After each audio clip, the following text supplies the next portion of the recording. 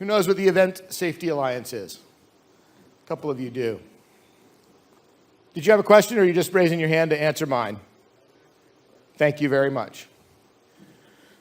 So, in the early 90s, when I was given the role of stage manager for the Genesis Stadium Tour as my first job on the road, or actually early 90s,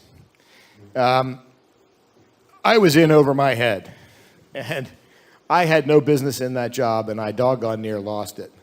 But the guy who gave it to me thought that I had what it took, just didn't realize that I had not had enough exposure.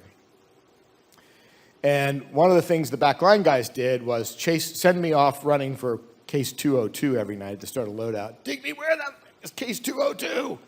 And I'd go running around every night, running around looking for it. Never mind, we got it. Weeks went on before I found out there was no case 202. Right? Hard knocks lessons. Most of what we now know on the road, roadies, business music professionals, even business managers in music, has been learned on the fly, on the job. We have built up an instinctual knowledge to know what's safe and what's not safe. You know, I was the one that called out the jacks on the video screen over there. You weren't going to trip over them, but they weren't marked. They should have been marked. There are instances where having pink tape on steps looks really bad on camera, so you have to weigh that. You know, is my artist sober? Is my artist someone who performs less than sober? If he's less, or he or she is less than sober, we probably want to mark the edge of the stage. Again, these things are intrinsic knowledges that you build up over time. Which means if you're faced with one of your first particularly possibly safety issues when you're new in the career, you haven't built up the on-the-job learning mechanisms that you will know later on down the road how to mitigate that risk. There's no barrier to entry of any kind in the live music space. Look at any road crew at any given time, and you'll see this. Anybody can get the job. And that's part of what makes it fun. You can be who you want to be. You can wear what you want to wear. You can more or less say what you want to say. I argue we are no longer the male chauvinist pigs that we used to be. We've tried to, I don't know that there's an active push to get that component out, but many crews are now without those issues, thankfully. And it can be a happy place on the road for the women as well, that there's less and less of a barrier there, and there's more and more compassion between the teams. Safety is not bred into us, and you don't really think about safety as you push towards, I'm going to make this show go on no matter what. The show must go on. Gaff tape, bubble gum, wing nuts, whatever it takes. The show's going to go on, and that's who we are. That's who entertainment people are, live entertainment people are.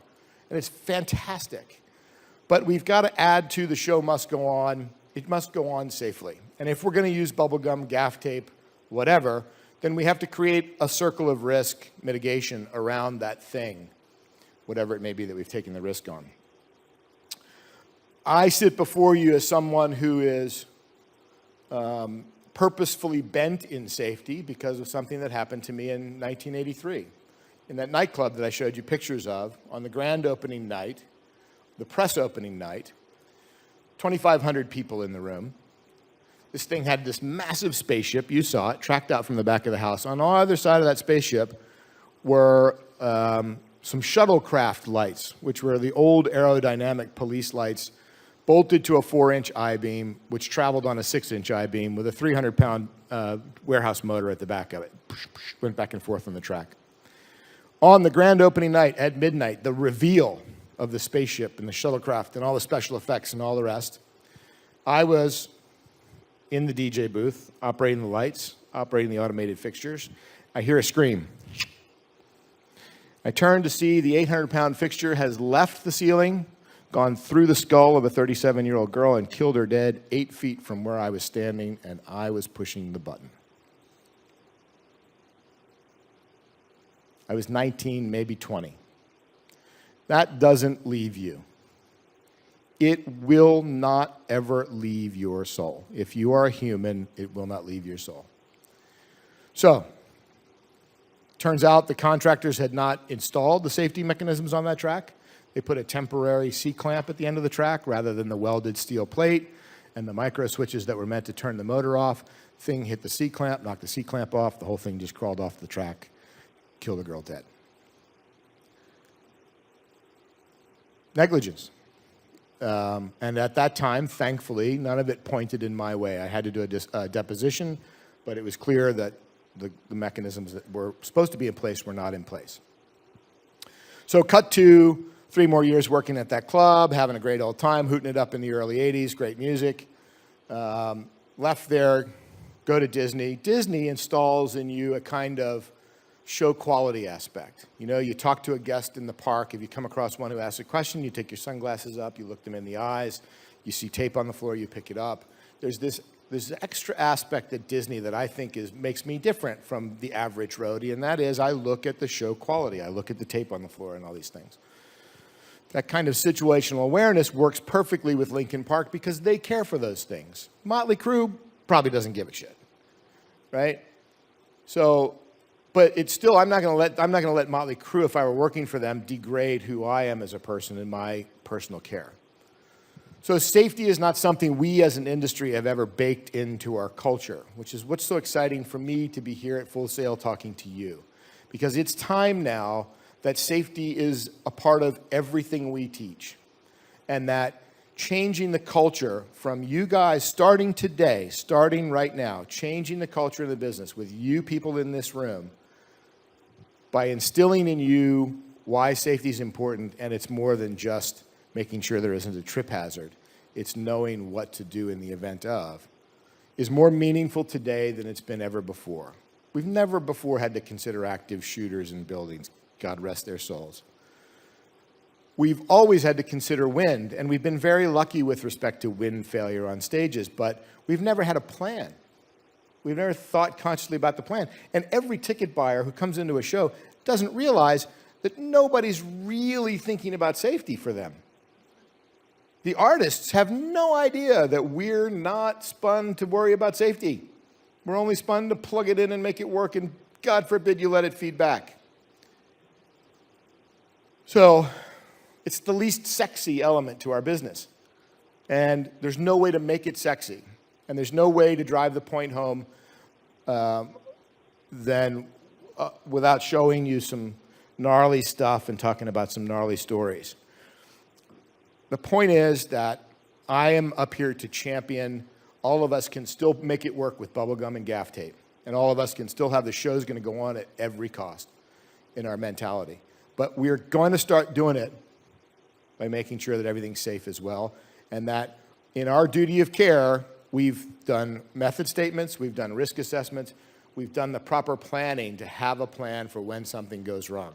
And something going wrong could be the stairs falling off the stage, or it could be worse.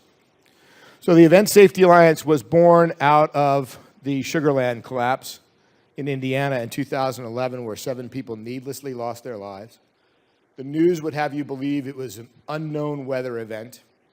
The fact of the matter is that it was piss poor planning.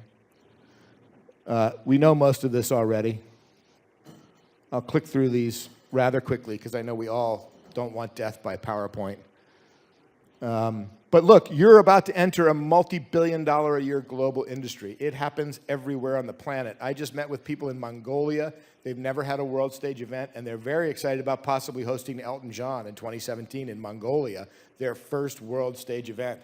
They have no infrastructure. How cool would it be for one of you to get the chance to go to Mongolia and help put that country on the world stage? Lovely people, amazing people. Rapidly expanding workforce without the requisite skills and trainings. That's not just safety. You're a rare breed coming out of Full Sail. Most of the time I'm picking people up off the street. Oh, I forgot. Oh, the Jersey Joe story. I forgot to tell you. His mother dropped him off to me to take him on the road. We've just talked about all this. There's little promotion of a safety culture. There's no barrier to entry. None of us have to have any training with respect to safety to get in the business. And that's a threat around the globe. So, in the wake of what's just happened here, in the recognition and appreciation for some of us may not have fully settled on where we are in today's world, I'm about to show some videos that could be disturbing. And if you're not interested in seeing them, you may want to close your eyes or leave the room, but it's important for you to get these messages. This was the Love Parade in Germany in 2010 where several people lost their lives.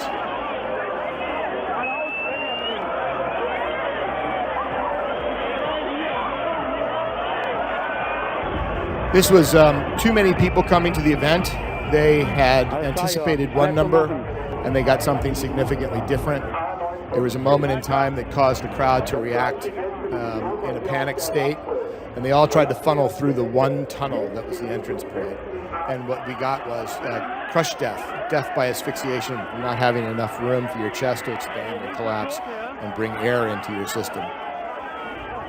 I'm going to... 21 dead, 510 people injured. Could have been averted. It wasn't an act of God. It was just an oversight. Could have easily been averted. I'm going to jump out of the slideshow for a second and take you down electrical lane and then come back into the slideshow, so bear with me. This one's important because I want you all to appreciate the kinds of risks that you may not consciously think about as you go through your day and you're just pushing your scaffolding along.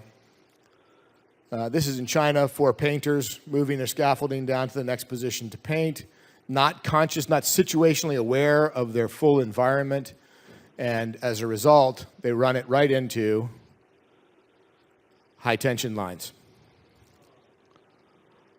3 of those guys are already dead before second number 2 clicked away. This continues to get worse. One of them's about to burst into flames. One of them is going to get up and try to get out of the situation and then grab the scaffolding again. Anybody in here push the scaffolding around? Anybody in here carried a ladder across an unknown circumstance, possibly near wires? Even though they're shielded wires, are you sure that the shields are all intact? This is innocent workers out there trying to do their gig, not situationally aware.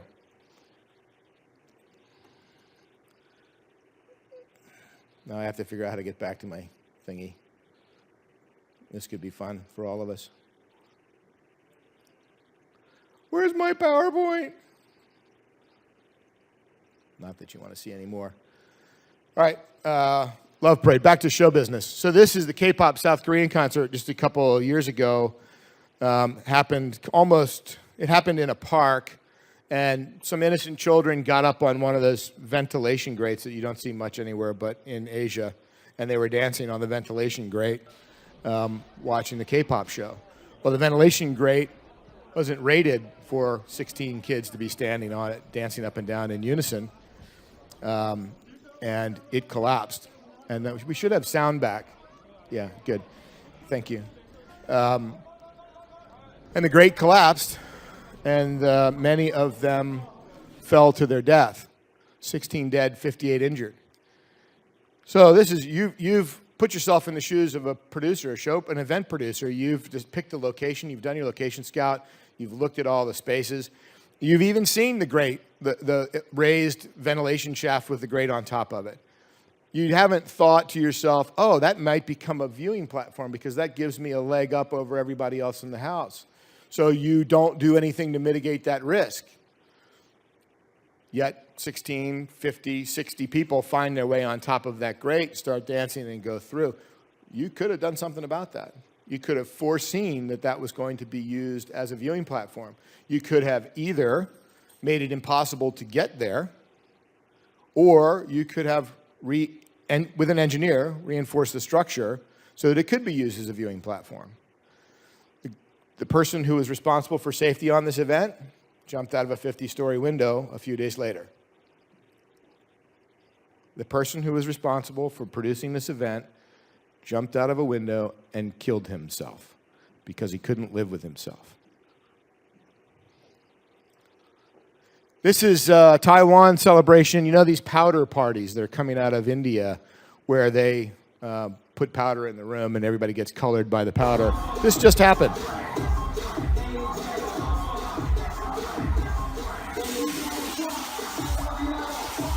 That's the powder coming out of CO2 cannons. And then the powder finds an ignition source.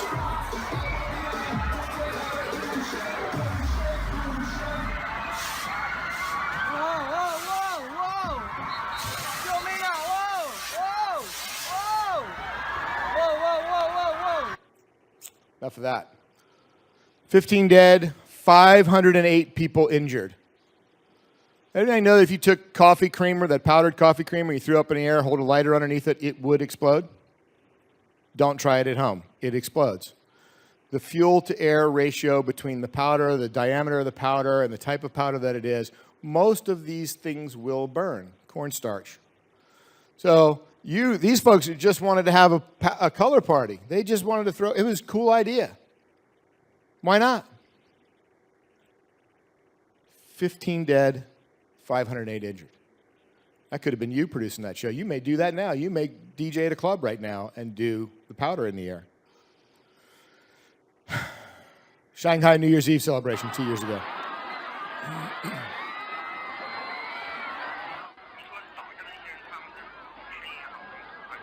This is crushing death. Something caused a panic in the crowd.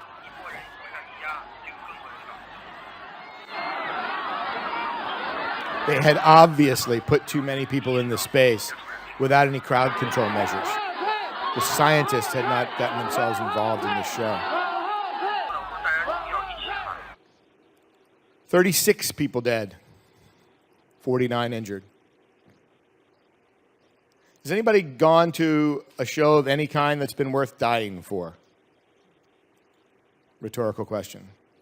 You all know this one. And if you don't, you should. This is Indiana State Fair.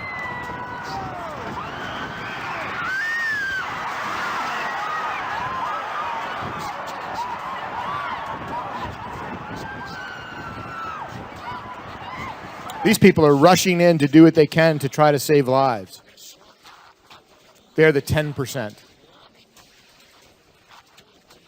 Those were your peers. Those were my peers. Those were my colleagues who worked that show. Didn't know them, but they were my colleagues who worked that show, and they were our audience members who came to that show with the very expectation that they were going to go home and that we, event producers, had their safety in mind. Does anybody know what happened here? Has anybody studied this event? There are two, go ahead.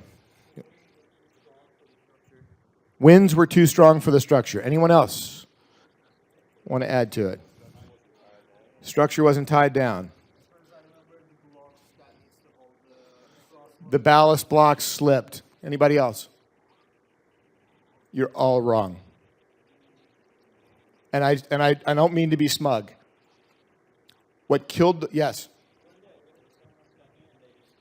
Were they aware the storm was coming, getting there? What killed those people and why there's hope for all of us in the world of safety was a lack of an executable plan. Period. Yes, ballast blocks slipped.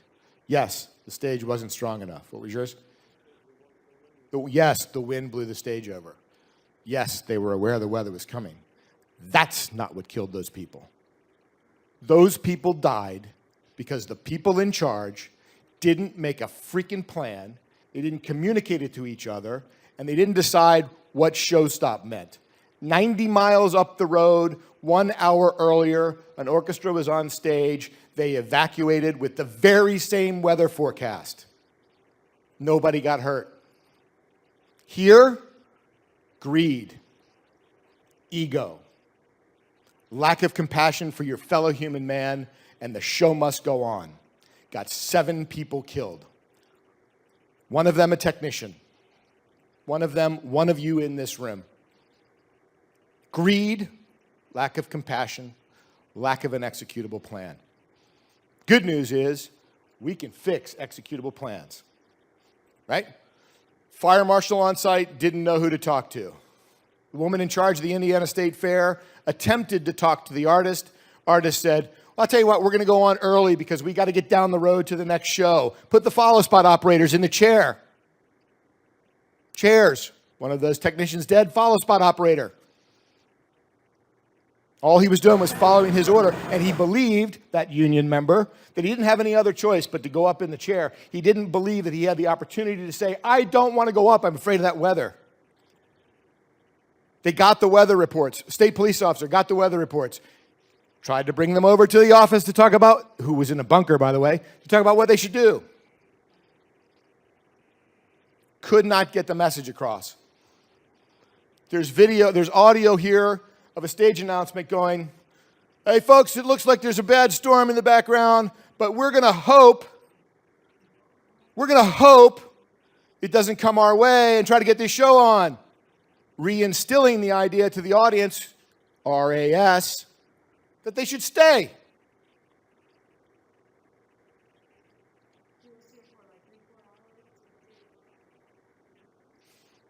Don't let that be you.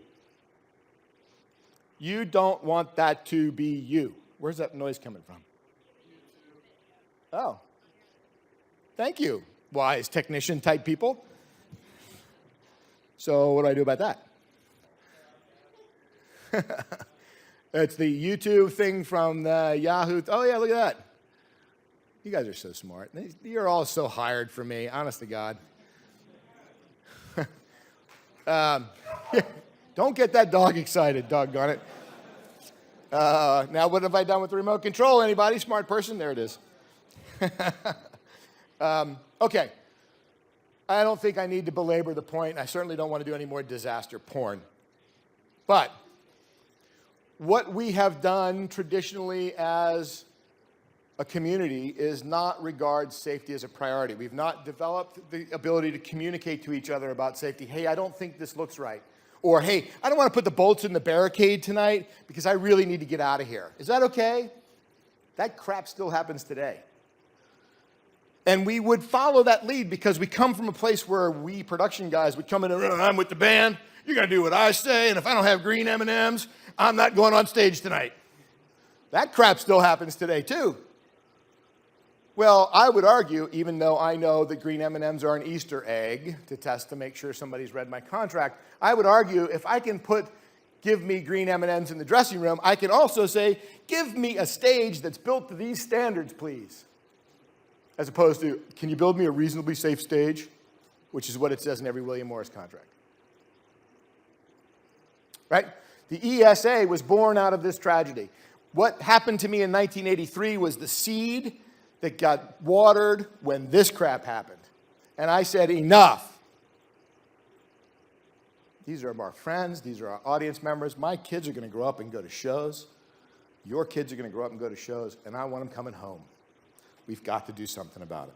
So I stand before you today to plead with you to please consider safety. Whether you do it through the ESA or not, I don't care. But what I do care about is that every one of your audience members, your crew members, and your band members goes home every night. What are we doing about it? Well, that's what it looked like in the sun. By the way, the government said after this happened, Indiana State, well, what we should do, this is also why the ESA was born, what we should do is move the closest audience member outside the fall radius of the stage. So, closest audience member is going to be 100 feet away from the stage. You buying that ticket? No. There goes our business. There goes our ticket buyers. Not going to happen. All right, well, if that doesn't work, let's move it inside. It's the Indiana State Fair. We're going to fit that Ferris wheel inside. ESA, me, at that time, we can't let the government do this. They're going to kill our business. They're going to make dumb decisions in haste because it gets votes, and suddenly nobody wants to buy tickets. We know best how to do our business. And with their help, we can get to a better day. So, we are a trade association of live entertainment industry professionals, you people. I expect to see every one of you register on the website today for free at eventsafetyalliance.org and sign up on Facebook to follow us and LinkedIn and all the other crap. If you don't do it, you're fired. That's my one trump. All we give a shit about, this is a nonprofit organization, all we care is that nobody else dies at an event. And dag nabbit, it just happened again. And we can talk about Pulse if you like. I'll let you all decide. We're at 5,000 members or so now. We are communicating across the globe. Our first international conference was in Turkey, where they have the third largest highest death rate on the planet. Not in event safety, but in construction and general safety overall, worker safety. And one of the things that came out of Turkey was, we're not going to get our government to care about safety, but if the entertainment business brings safety to us, the entertainment business might be able to permeate some of its safety mechanisms into the government. So interesting that here's this nonprofit institution that might be able to help change an entire country's safety mechanisms. We've translated it into French, or I should say Quebecois, not real French. These are all the things we're doing. Core safety training is one of the first touch points I think we have here for Full Sail, and hopefully we're going to be back soon to deliver that core safety training. It's pretty basic stuff. Why you should put your hard hat on when there's riggers above your head. Anybody know the answer to that question, please? Yeah. All right, well, it's not cool to put on your hard hat right now. The culture says it's not cool. No, I don't want to wear a hard hat. It's 90 degrees outside. Okay, did you put enough money in the bank account so that somebody can take care of you when you're a quadriplegic, when that shackle falls out of the roof and splits your skull open and paralyzes you at your spine? Because if you didn't do that, put your stinking hard hat on. Well, I don't want to put steel-toed shoes on, labor company. Well, you guys, you should put steel-toed shoes on. Well, last year we had 12 significant foot injuries that resulted in a hospital visit. Those 12 injuries cost us $120,000. If y'all had your daggone steel-toed shoes on, I could have given you that $120,000 in the form of a raise. What more motivation do you need? Oh, and by the way, you can come back to work tomorrow and earn more money if both your feet are working. Put your stinking your steel-toed shoes on when boxes and forklifts and things like that are moving around the floor. Here's what basic training covers in a nutshell, more or less. And hopefully, more importantly than the information that we're giving you, is the idea that we've got you started to thinking about safety as a part of your daily life. It's not just these touch points, it's safety is meaningful to me and everyone else. If you got to wear a wristband that reminds you of that, then do so. Putting the hard hat on is as much about your head as it is about reminding you to be safe today. It's designed to be delivered in one day. It's a grueling 8-hour day, talking about the least sexy aspect of our business. We don't show those videos. You won't have to see them again. We are working, possibly with some people here, to convert this into an online training so that we can touch the tens of thousands of people that need to be touched today. Not tomorrow, today, because there are shows going out being produced right now with workforce that doesn't give a crap about safety. We also host the Event Safety Summit. Brittany, are you coming? Yeah, good thing you're awake over there, Brittany. You might have lost your chance. The Event Safety Summit is located on the Rocklidditz campus, a newly emerging facility up in Pennsylvania in Amish country, right next to horses and buggies and horse crap. Clare Brothers, Tate Towers, all of those mega companies you've heard of that have built all the mega shows, it's in their backyard. Lidditz, Pennsylvania, the first week after Thanksgiving. It ain't cheap because it's loaded with experts from around the world on safety. This fella up here in the top picture is the lead attorney of the Station nightclub fire. Anybody know about the Station nightclub fire? I'm going to tell you another story. 100 people died in the doorway of the Station nightclub because they couldn't get out. First one fell, second one fell on top, third one fell, and so on. This guy comes to present as our keynote speaker on the first conference, and he tells us, I sued everybody, and I won. And I thought, oh, another one of those lawyers. And then he told us why. So as it turns out, the owner number one of the Station nightclub, some years ago, was getting noise complaints from the neighbors. So he went out and he bought what he thought was standardized construction acoustic foam, flame-proof, had all the necessary qualities, and he glued it to the drum shell at the back of the stage. to mitigate the sound leaving the building. Innocuous enough, meant nothing. Club sucked, sold the club to another guy. Next guy comes in, puts some bands on, he's still getting his noise complaints. So that guy, because he doesn't have any money, he's not selling any beers, goes to some factory place and dumpster dives for foam scrap cuttings that are coming out of this factory place. Takes them back to the club, buys an epoxy from Home Depot, or maybe not Home Depot, puts the epoxy on, glues that second layer of foam on, made a little bit of a difference for the noise. Great White comes rolling in for a Budweiser Born on Date promotion show. For those of you who don't know what that is, Budweiser used to stamp their cans, I was born on such and such a date. Big deal. It was a promotion. Means nothing. People come in, people are drinking, there's a news crew there, or a guy with a news camera from a news crew. There's pictures of one of the roadies smoking inside the club over a box of pyrotechnics while he's getting the pyrotechnics out. Anybody know that that's a bad idea, I hope? And then the next picture is of, they've set off the pyrotechnics and now the back wall's on fire. And he goes up in less than 10 seconds, and it's fully engaged.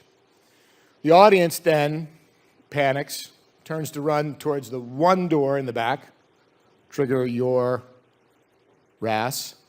Some try to run for the upstage left exit door, but the bouncer stops them because that's only for the artist while the stage is on fire. He was told, nobody goes out that door unless it's the artist. He did his job, and he got people killed. So as they're going through as you're watching this video from this photographer that's happened to be in on site, he's backing up through the house as the flames are coming his way, and he's backing up. And you see in the front of his lens, there's this young girl who's just trying to get around him. And he keeps backing up, and the girl moves over here, and then he shifts, and then that girl moves over here and shifts. And you can see this in the video. He just keeps backing up, and she can't get around him. He makes it out the door only to videotape her die in the door and all the rest of the people. Because he obstructed the view, cared more about the shot, Sarah Jones in Atlanta, cared more about the shot than human life. So, what's that got to do with his lawyer? Well, firstly, the lawyer went after, one of the first places the lawyer went was the news company. And they won. They sued because this cameraman obstructed the departure lane. Then he went after the foam company from the original layer of foam, who somewhere along the way, that foam company said on a box, it's flame-proof. Wasn't flame-proof. They sued them and won $5 million something. Don't quote my figures. Turns out, foam 1 plus glue, this particular glue, plus foam 2 equal napalm. Those of you who don't know what napalm is, it's gasoline in jelly form that they dropped on people. We did, but I won't go there either.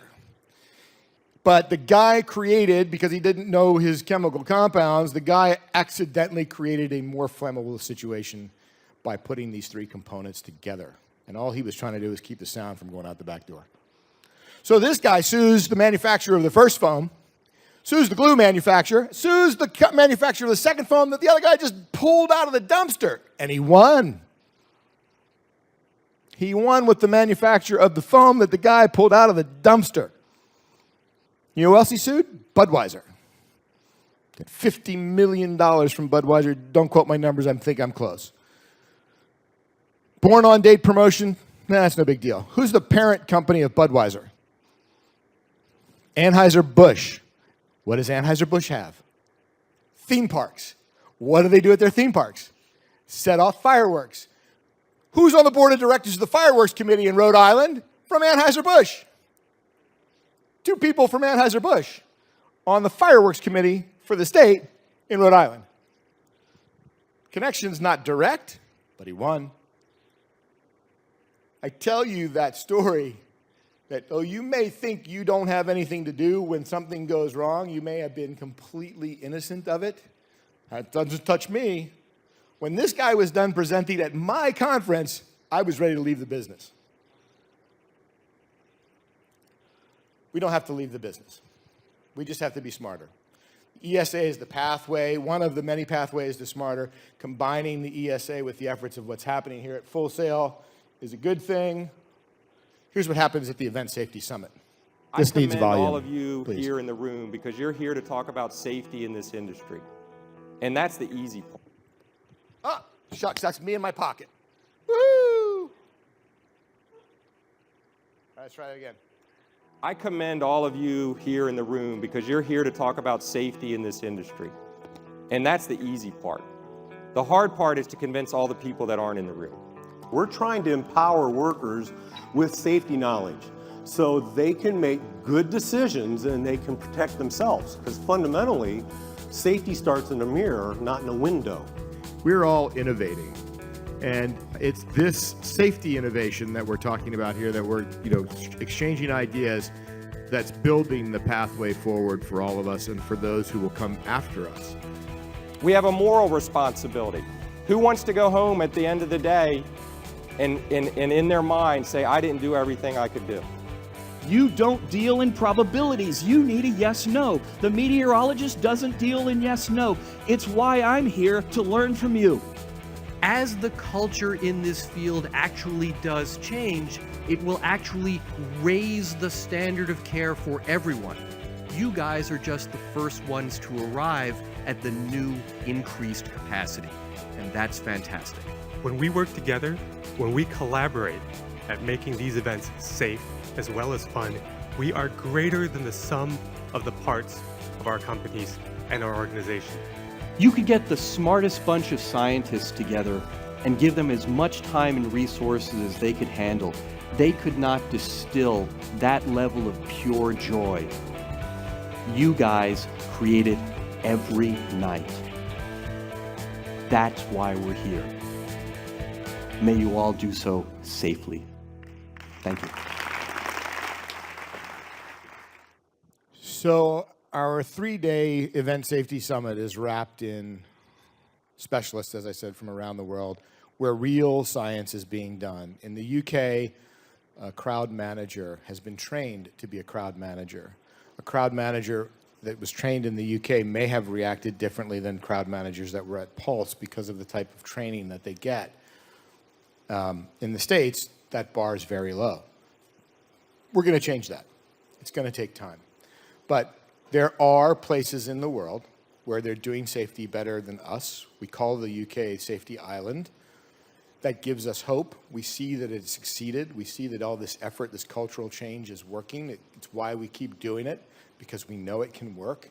And all we have to do is start with you all, which is why I am over the moon for being here and that you're still awake. We also do a 2-day severe weather summit in Norman, Oklahoma, the home of severe weather. Also in Norman, Oklahoma is the National Weather Service's Severe Weather Prediction Center, and the Oklahoma University campus is one of the forefronts for weather information, how to respond to weather, what do you do with a pop-up tent, what do you do with a 100 by 100 tent, what do you do with the audience in the room, etc. Some of the greatest details for what we're pushing out to the rest of the event community are coming out of Oklahoma because they're dealing with stupid weather every day. Not that you all don't, but they get it differently there. And all the scientists are there. So we have a 10-person subject matter expert group of professional meteorologists who are helping us to get those details together for us to shape what the industry does in response to weather. One of those things we've been able to succeed at already in just our 4 short years of lives is find a professional meteorological service who does highly hyperlocal, hyper-accurate forecasting and turn them into event meteorologists. Give them the tools to understand what happens at events while they give us the tools to understand when it's time to respond to weather. I won't go into too much detail about that because we could be another hour on it, but I'm happy to say that in 2012, 2 people used the service, and here we are in 2016, and nearly every festival and every outdoor show in the United States uses this service now, and the ESA brought it to the industry. So that's the Severe Weather Summit, happens in March. It's a lot of fun. It's Norman, Oklahoma. This weather matrix here is an example of something that I crafted in response to what I learned from the Severe Weather Summit the first year that I went to it. Now it's an ESA property. But if Indiana had had this, there wouldn't be any question about what people are going to be doing. Oh, the winds are going to be at 30 miles an hour, 40 miles an hour. Everybody does that. Oh, lightning's within 8 miles. Here's what we're doing. No need to make it up in this eye of the storm. It's already been decided and committed to. And oh, by the way, the insurance companies have said this should be your plan. And if you don't act to this plan, we're not going to give you the insurance policy. Pretty good motivator. Now, this plan varies for every show and every circumstance, but it is a blueprint that will take you less than an hour, I promise, to have an actionable plan. The idea then is to take, now, details, but this is the actionable plan for me and my duty of care, the show. There should be one of these for the promoter and the audience duty of care, the audience, the venue.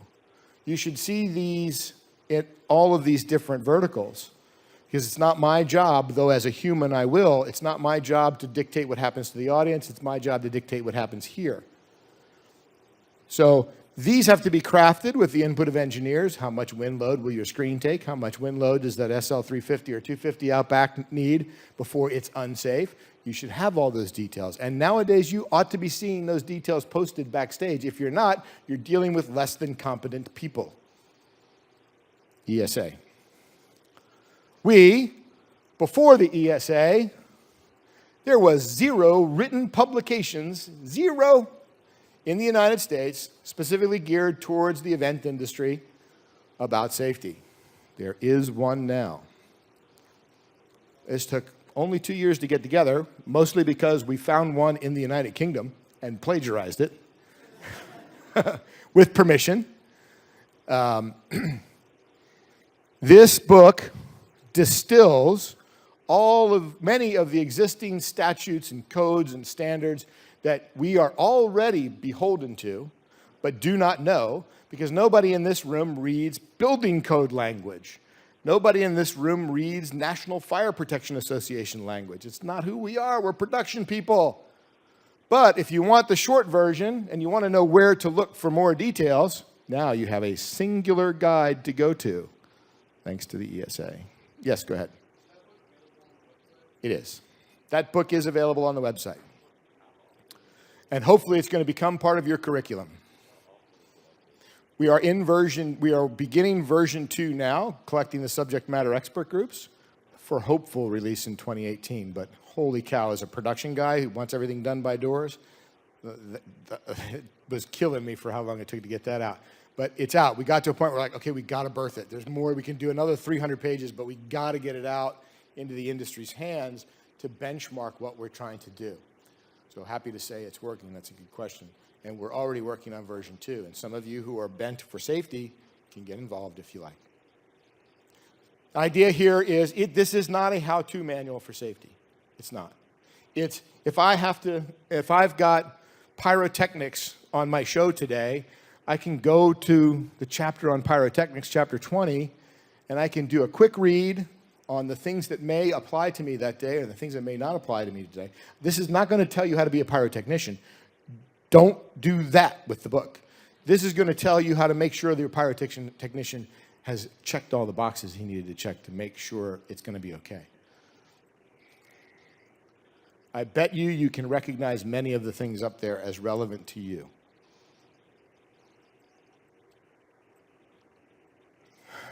There you go. We're on the way for 2018. And we're also going, this one says, of the United States, it is now a global mission, which is a bigger challenge. And there are the countries either currently participating or are in discussion with participation for us right now. We are not the only ones that don't have a plan, which is not a good thing. That's what our affiliates do.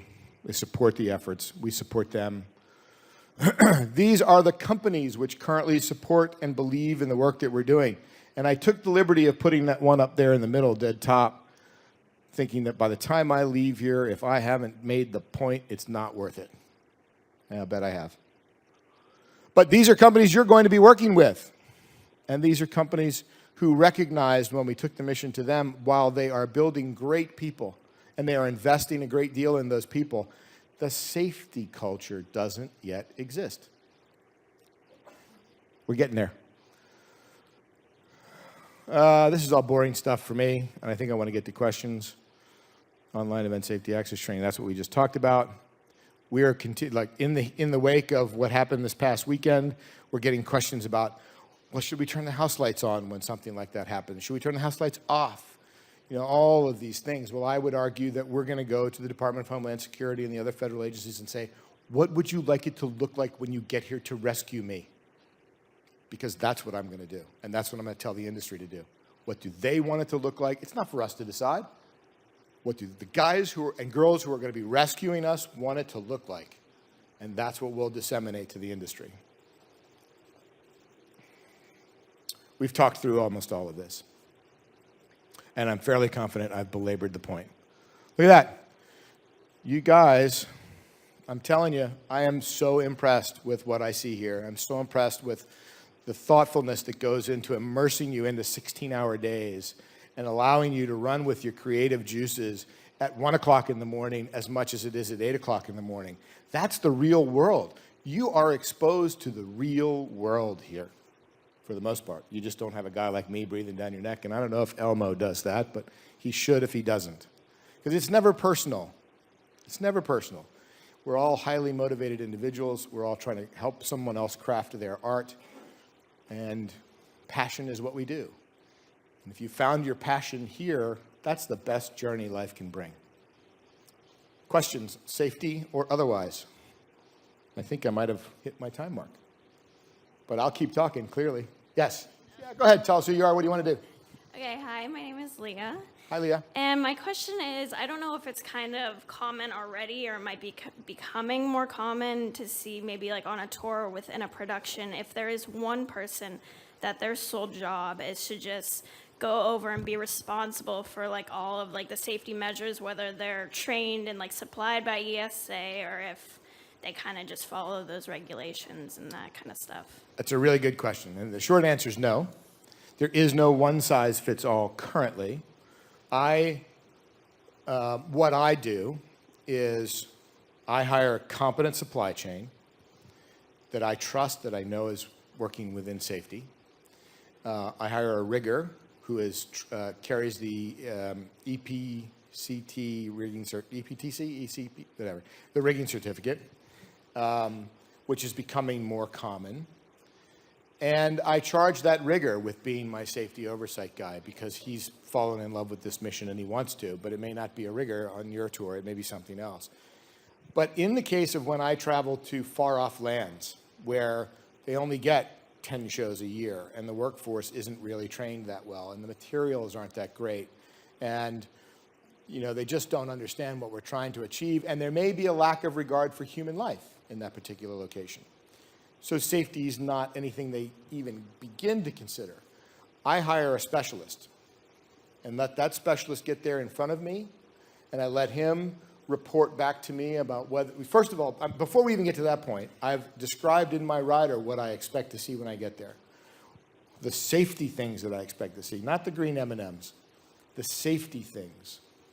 I want your stage to be built to standards equal to or better than ANSI E121 or the Temporary Demountable Statute Code in the UK. If they're not, no show, you're still paying me.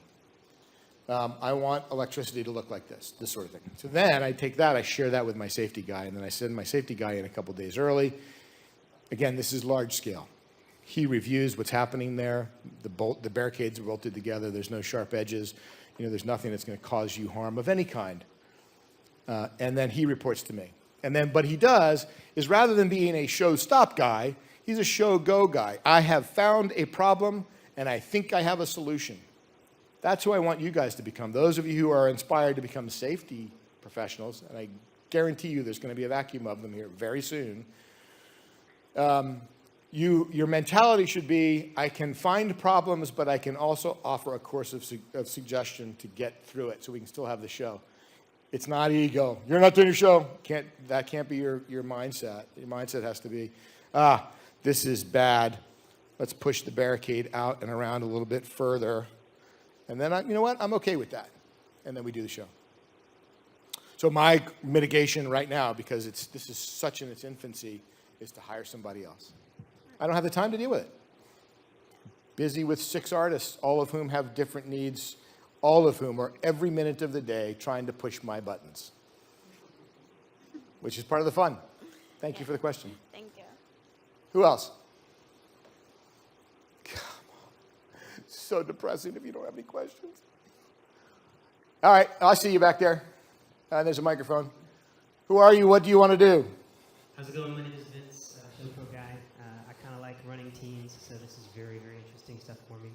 But I really am curious to hear what you have to say about Pulse. If there was stuff that maybe they could have done better, or if there was a team of people, what did they do, or what did they try? I'm just curious to hear your thoughts on it. Thank you. Nick, was that? Vince. Vince. Thank you, Vince. Pulse. Some people don't want to admit that this is the new norm. I'm here to tell you, in my opinion, this is the new norm. I was at a conference in London in February where the promoter of the Bataclan show was a speaker. His right-hand man who took a bullet squarely in the chest was a speaker. Sitting next to them was an Israeli promoter, and sitting next to him was a German promoter. The takeaway from this conference was it is everyone's new norm except for Israel's. People in Israel live with this every day and have done so for lots of years. And they have come to a place in their society where they are taking preventative measures as part of their everyday life. They're situationally aware. Public gatherings have a different kind of scrutiny to them. And I don't know ratios, but my guess is that they mitigate many more risks than actually succeed in Israel. The sad truth is something's weird about our society right now. And we're not here to discuss that, but just tell yourself that's the case. Christina Grimmie the night before, man, what is it that's going on in our society that's causing people to behave like this? Pulse nightclub situation, I am not for a second going to second guess any of the actions that took place there. But I would tell you, I would bet that everybody went to work that night thinking it was just going to be another great night.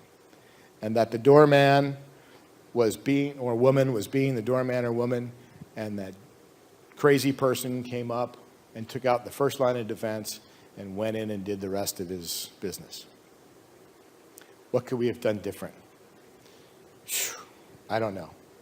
But what the ESA is recommending, number one, accept that this is the new norm. Number two, accept that it's not new. It's been happening in the United States for some time. It just doesn't happen with the kind of frequency that it does outside in the rest of the world. There's something called CEPTED, which is, I'm going to lose this acronym completely. It's basically hardening your defenses in a venue by structural things, structural elements, moving the bag check, the magnetometer, whatever, further away from the front door so it's not in a lobby, now it's in the parking lot or under a tent somewhere, so that this moment of discovery of somebody with the intent to do harm happens further away from the bigger crowd.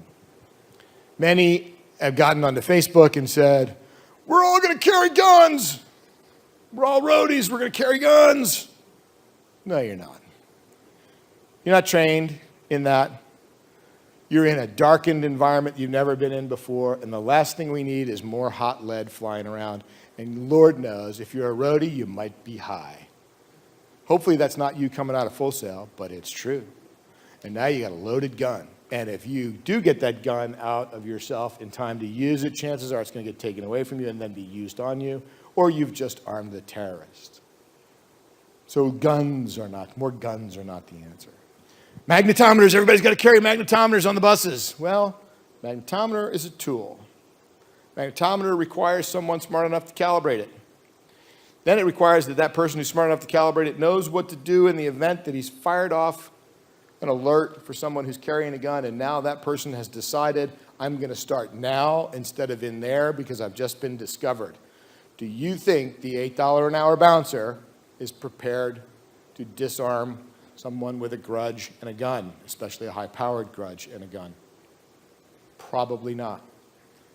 But our mentality in the United States right now is, we can do this ourselves. I don't think as many of us want to be heroes and want to have changed the outcome of that night, I think all of us in this room, when the pop, pop, pop starts happening and the scream starts happening, that RAS, which has never been triggered in that way before unless you've been, thank you very much, in the service and protecting our country. If that sound happens to those of us in the room who have not been in the service and heard that sound before, we are going to freeze like lemmings. You may think you could do something, and that's very noble, but the chances are you can't. What could we have done to change the outcome? There's no one answer. I have no idea, and I am not the professor in that sort of thing. I would like to think that it starts with getting our humanity better, which is a bigger problem. Know this, that the science says there's a 10-80-10 rule in crowd dynamics, 10-80-10. If I stand up on the stage and I tell you, hey folks, we just got an alert from the weather company. There's a bad storm coming our way. Good news is it looks like it's only going to last for about 30 minutes. Bad news is I need you to go to your cars. In other words, folks, there's a storm coming. Go to your cars right now. That's how I would deliver that message. Or I wouldn't say cars. Go to safe shelter right now. Now, 10% of the people in the crowd are going to go, storm, shelter, got it. And they're going to be off. 80% of the people in the crowd, this is science, 80% of the people in the crowd go, what did he say? What am I supposed to do? And then that's where trained crowd managers who understand crowd dynamics go, hey man, we mean it, it's time to go. And then that gets 80% of the people moving. The other 10% are the guys in the back lawn going with their umbrellas. Strike me by lightning! That 10% is Darwin's problem. Not ours. The fact is, our psyche is not meant to react to pop, pop, pop, and all the screaming. We just don't know. It's so out of the ordinary for us. You cannot predict how you're going to react in that circumstance unless you've been trained to react in that circumstance. I believe that to be true. That's my opinion. And the other problem is, as we grow tighter as a community and we all consider ourselves family, there's another part of this science that says you won't leave your family members behind. I've just been on the road with you people for 3 months. I love all of you. We've had dinner, we've gone swimming, we've done dumb shit. It's been amazing. But now the pop, pop, pop happens, and I'm not leaving without you. And you have decided that you're going to cower right there. And because of this new mechanism that's been triggered, now I'm there with you dead on the floor. Yes, sir. It's Casey, Showpro. Just a quick question. On a level of security, would you say that the security level would be consistent on a world tour? Have you ever been in a situation personally where you felt like your life was in danger, or specifically, something of that caliber could happen or could have happened, or is that something to look? Is that possible? Is there consistency and security across the world? No, just like within the industry itself. Within the industry. No, there's no standard right now. Right. Yeah, and that's part of the concern, Casey, is that there's a lot of people out there trying to do great stuff and trying to be the artist security guy or trying to be the venue security guy. And there's two different jobs. A venue security guy has to be fan-friendly. He has to be able to look at Christina Grimley's meet and greet line and assess whether there's any crazies in the room. And then if he does spot one, or if somebody's, oh my God, I'm going to meet him, he has to be like, oh, it's okay, it's all right. And these are big, I carry big, ugly guys with me. But they're the gentlest, nicest guys on the planet. It's all right, he's going to say hi, don't worry about it, calm down. But at the same time, they're giving it the old pat down, right? And they're checking, and they're double checking. The industry doesn't have a norm for that. And oftentimes when you're a Christina Grimley, God rest her soul, it's your family that's there doing these jobs for you. It's not trained. You can't afford it. You're a breakout artist. But shouldn't she be deserving of the same kind of comfort and cover that everybody else is? Well, sadly, this is the new norm, right? These are the kinds of things that we've got to answer and fix within the industry. There is any number of security types on the road right now. You name it. There are ex-military this. There are guys who claim to be ex-military this who have never stepped foot near the military. There are football players. There are bouncers. You name it. There is all variety of security people on the road working with the band. Their job isn't your safety. That's the crowd manager's job. And even that doesn't have an equal bar. Another place for the ESA to try to help fill in the hole.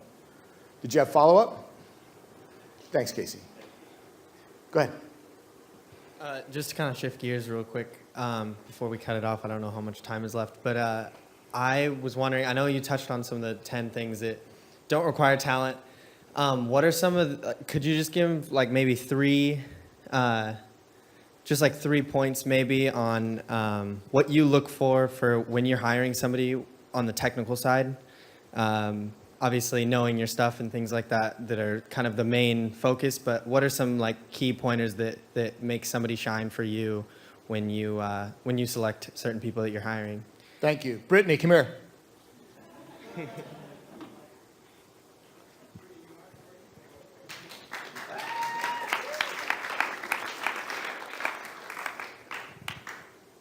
This is what that looks like. Brittany I had the pleasure of talking to you in the Show Pro class in the green room a couple of days ago. And Brittany was attentive. Her eyes are on fire. She's paying attention. She has some ideas about what it is she wants to do. She asked those questions.